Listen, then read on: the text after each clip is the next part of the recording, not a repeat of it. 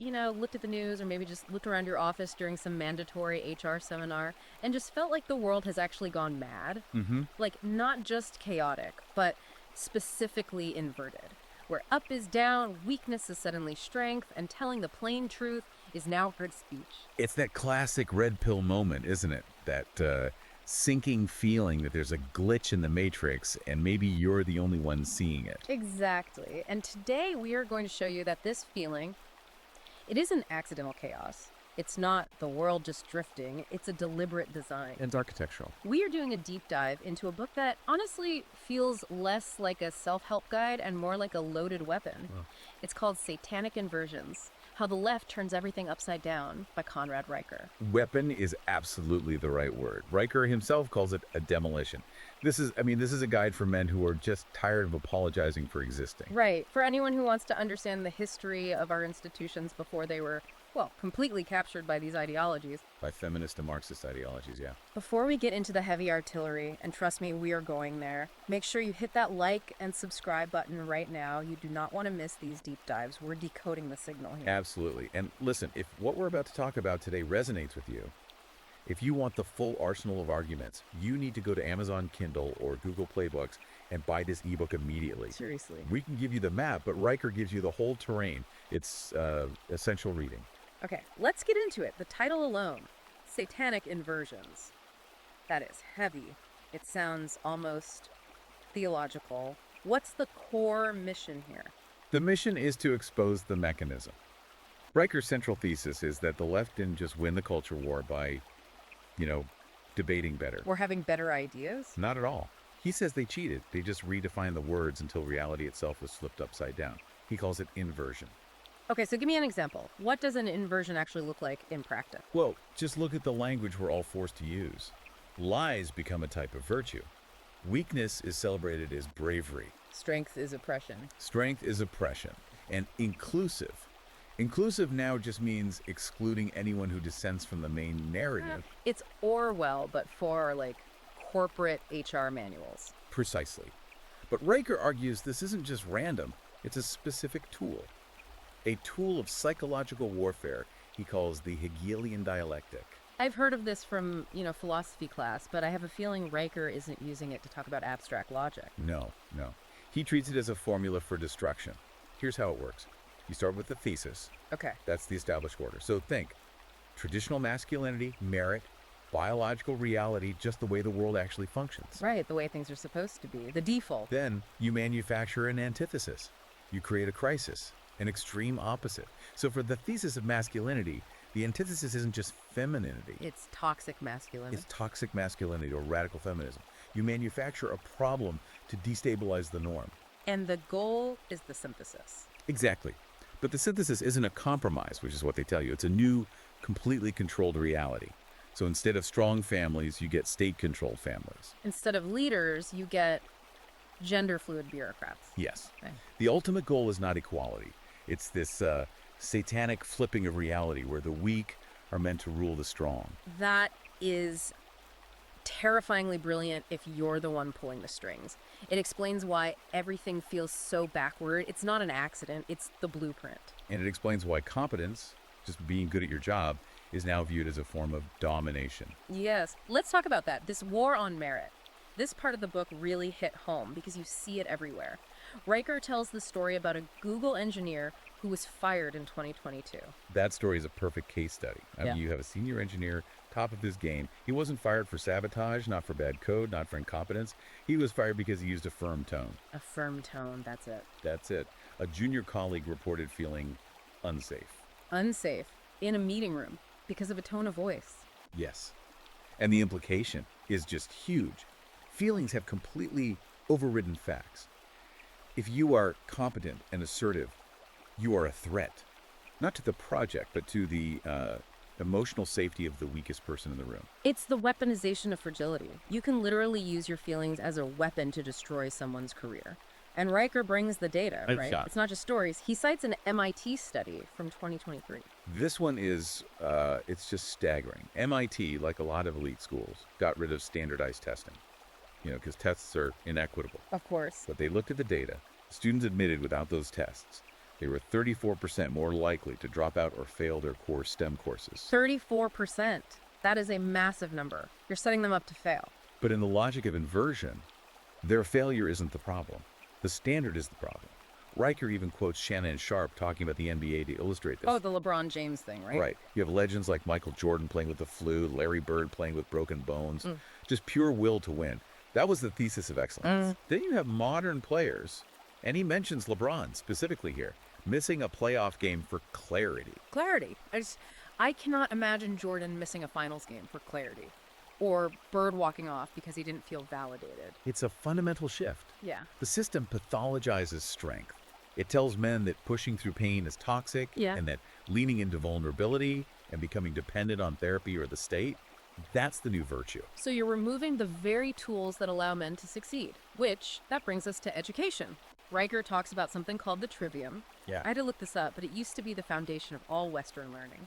Grammar, logic, and rhetoric, the actual tools of thinking. Grammar is the data, logic is how you process it, and rhetoric is how you express it. Riker argues they've been systematically replaced with propaganda. We've gone from teaching kids how to think to teaching them what to feel. And again, there's data.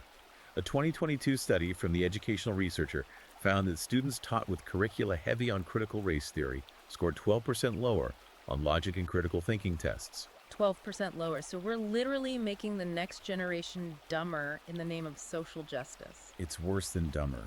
It's about destroying trust. Riker brings up a leaked Antifa training manual that talks about using Hegelian agitation. What does that mean? The goal is to destroy your trust in all institutions, your neighbor, your church, your family, so that the only thing left to trust is the state. And it starts young. The things happening in schools now. Reichel talks about the University of Oregon's masculinity reclamation program. Which sounds like it might be a good thing, right? Reclaiming it. Yeah, building men up. But it's an inversion.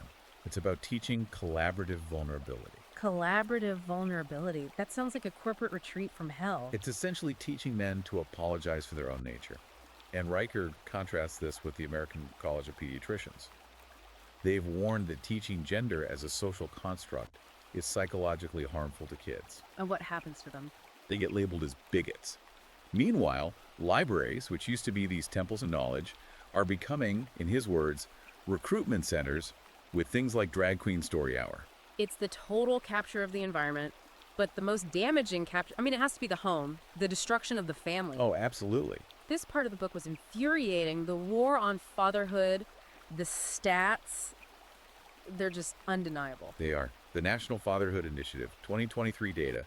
72% of teen pregnancies happen in father-absent homes. 72%. That's not a statistic, that's a civilizational crisis. But the system just ignores it. Riker traces this back to the tender years doctrine and how feminist groups actively fought against joint custody, leading to generations of fatherless kids. And look at how the media portrays the dads who are there. The Phil Dunphy from Modern Family type. The bumbling idiot. Exactly. The extra child the mom has to manage. He contrasts that with shows like The Marvelous Mrs. Maisel, which basically suggests women can do it all and men are just obstacles. So it's a complete rebranding of marriage. This is the dialectic again. Thesis. Marriage is a biological, procreative union. Antithesis. No, it's patriarchal oppression. Synthesis is just a contract for emotional convenience. Wow. And he points to things like the Episcopal Church requiring transgender flags to be flown as a symbol of this total capture. In a church. In a church. It shows the complete replacement of the old values. And the weapon they use to enforce all of this is language. Specifically, the phrase toxic masculinity. Oh, you hear that everywhere. It's the default setting. Riker says it's a trap. It's designed to label traditional male virtues, stoicism, being protected, ambition, as mythologies. As mental illnesses. There was that story of the U.S. Army Ranger. That was just chillin'. A man trained to be the tip of the spear, discharged because he refused to agree that masculinity itself is a health hazard during some training seminar. Think about that. We are purging our actual warriors because they won't admit that being a warrior is a sickness. Because the goal isn't a strong military, it's an ideologically compliant one. And if you point any of this out, you're not a victim, you're an oppressor. Which brings us to the cult of victimhood. This is the new currency. Riker calls it the intersectional victim hierarchy. The more oppressed boxes you can check, the more social capital you have. And the ultimate example has to be Rachel Dolezal. Right. A white woman who identified as black. And Riker makes the point she was celebrated in academia for her transracial identity. Why? Because victim status is more valuable than truth? Exactly. If you can claim the victimhood, you get the power. And it inverts justice, too. We see this in the legal system every day. No question. Look at the summer of 2020. Rioters, torching cars, destroying businesses. They get probation. Charges dropped. Right. Compare that to peaceful conservative protesters who are facing serious prison time for, what, trespassing? The law isn't blind anymore. Not at all. As Riker says, it checks your identity before it decides your guilt. It's what she calls emotional tyranny. He used that metaphor about NPR, right?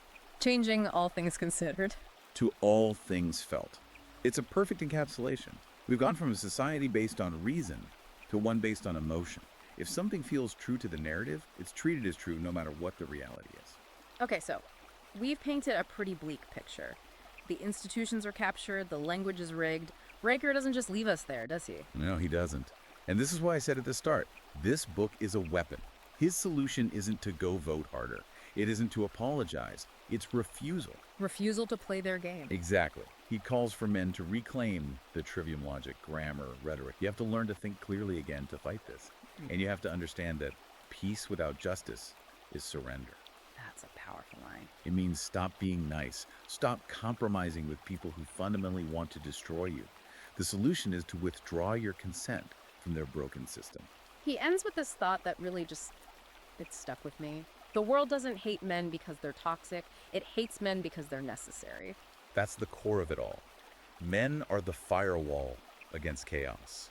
And that's exactly why the agents of chaos are trying so desperately to tear them down. This has been an absolute eye-opener. If you are listening to this and you feel that fire in your gut, that realization that you aren't crazy, you need to follow Conrad Riker. He's on Substack at Conrad Riker. That's conradriker.substack.com. And seriously, we only scratched the surface. The historical data, the breakdowns, Right. It's all in the book. Go to Amazon Kindle, go to Google Playbooks, and buy Satanic Inversions. And once you've read it, do us a favor. Leave a 5-star review. Break the algorithmic silence. They try to bury books like this. Don't let them. It's one of the most effective things you can do in this fight. And finally, support us so we can keep bringing you these deep dives. Yeah. Like, subscribe, and share this with a man who needs to wake up. Stay dangerous. We'll see you on the next deep dive.